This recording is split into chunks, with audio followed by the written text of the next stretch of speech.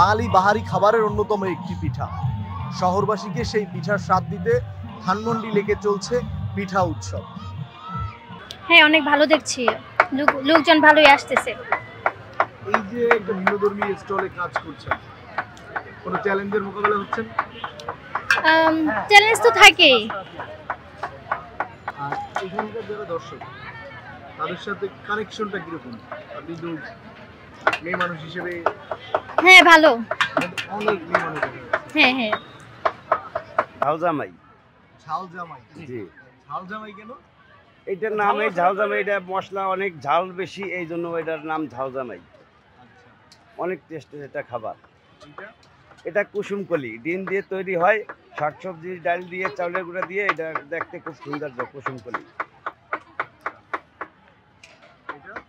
এটা সবজি পাকোড়া, ফিশার পাটিসাপটা। এটা 50 টাকা। এটা পায়েস, ওই যে হ্যাঁ হাতে দিয়ে যে পায়েসটা, সেই পিঠা যেটা বলি আমরা, এটা কুলি পিঠা, নারকেল কুলি। 50 টাকা। যেটা নেবেন এখানে 50 টাকা রেট। বেশি হয়ে গেল না? বেশি, এটা নারকেলের দাম বেশি, গুড়ের দাম বেশি, সব কিছুর দাম বেশি, তেলেরও দাম বেশি। তাহলে আমরা কি করবো?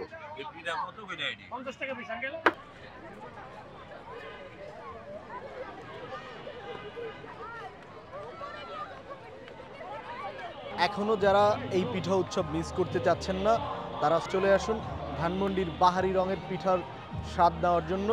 পাবেল আলফি, 24 ঘন্টা বাংলাদেশ, ঢাকা।